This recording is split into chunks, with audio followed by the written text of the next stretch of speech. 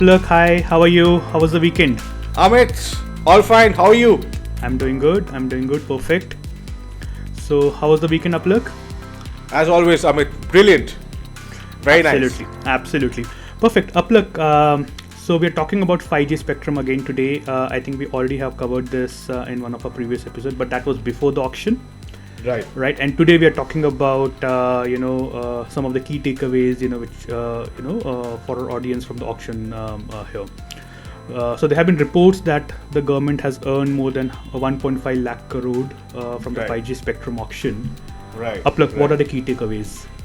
Right. So Amit, starting with what you just said, biggest auction ever as far as telecom spectrum goes. Right. The last that we had. I'm not talking about the one that took place in 2019. That was around 77,000 odd crores. But the biggest that we've had so far is around 1.09 odd lakh crores, which was for the auction of 2G and 3G spectrums. So this beats the odds for all of them so far, right? And you could talk about so 1.5 lakh crore number breached, yes, and you could gauge from how active Jio has been on this, because Jio spent almost 60% of this 1.5 lakh odd crores. So it's around 88,000 crores, which from a number standpoint is more than the overall auction money spent in 2019. So last 2019 was 77.8, whereas Reliance spent this time around 88,000 crores. Just to give you a perspective how much money Reliance has spent. Followed by Bharti Airtel. I mean, Bharti Airtel, I think, played very smartly this time, right? They spent around close to 43,000 odd crores, which is like almost like kind of half of what Jio has spent, right? But having said so, and then you have the also ran Vodafone. Given its current condition in the market, I think they spent around 18,000 odd crores, and Adani around, I think, 400 odd crore. But from a spectrum standpoint, quite interestingly, 2/3 of the bids, were in and around the 3300 megahertz capacity and the 26 megahertz capacity. So as you know, right, when we talk about very high frequency bandwidth like 26 megahertz, that is primarily used for capacity or ultra low latency.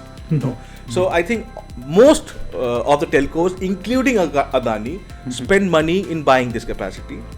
3300 is a sweet spot, which helps you in terms of coverage, and it also gives you latency, right? So that's a lot of money has been invested in that 3.1 to 3.6 megahertz space. Right.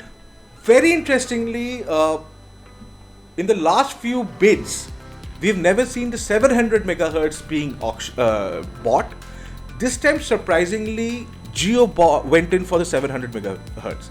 And I'll tell you why. There's a reason for this, because typically a lower spectrum, right, essentially gives you a very high coverage, right? So a one tower may give you a coverage to almost 6 to 10 kilometers. So what it fundamentally does is, it is one of the more pricier bandwidths to buy. So Jio has gone in for that purchase, which will help them in terms of coverage, but also give them access. So the thing is, obviously spends more money, right? So net, the time they take to get their money back or ROI will be, say, much more than, say, an Airtel. But interestingly, when they actually go for a deeper rollout, for say in the rural or tier 2, tier 3 towns, that's where they'll get maximum advantage, because I think they've gone in for all the 22 circles. So has Airtel. So, but the point is, again, but to counter that, what a lot of people are saying is, but does 5G have a strong use case for our rural townships?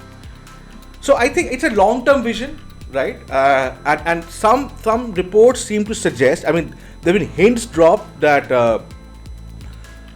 Reliance wants to usher in the 5G services as early as 15th of August to coincide with the Amrit Mahotsav.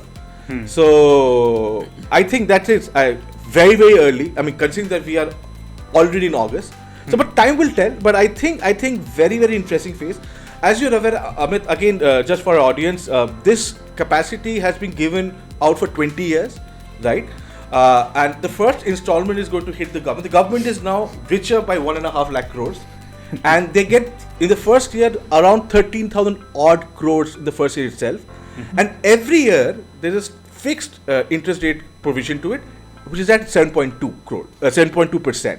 Okay. So all in all, I think a very successful bid.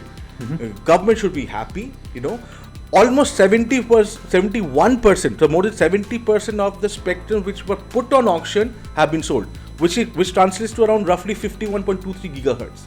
Right. That's a sizable number, right? But now is the time when DOT has its job cut out. Now they have to transfer and allocate these spectrums to the respective telcos, and in short, they start their business. So now it's over to the telcos and how they make money.